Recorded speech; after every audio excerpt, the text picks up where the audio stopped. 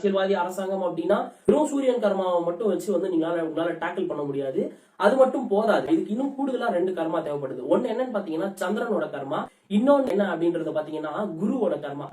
சரி, இப்போ அரசியலுக்கு எதுக்கு சந்திரனோட கர்மா பதிவு தேவைப்படுது அப்படின்றத பாப்போம். இந்த சந்திரன் கர்மா அப்படின்றது பாத்தீங்கன்னா சமூகத்தை குறிக்கக்கூடிய ஒரு விஷயம்.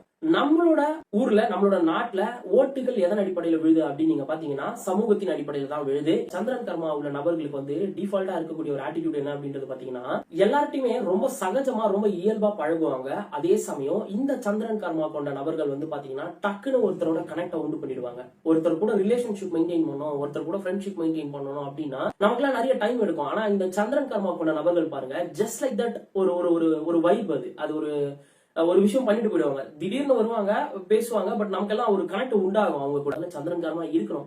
அரசியல் அது சம்பந்தப்பட்ட விஷயங்கள இவங்க வந்து சக்சஸ்ஃபுல்லா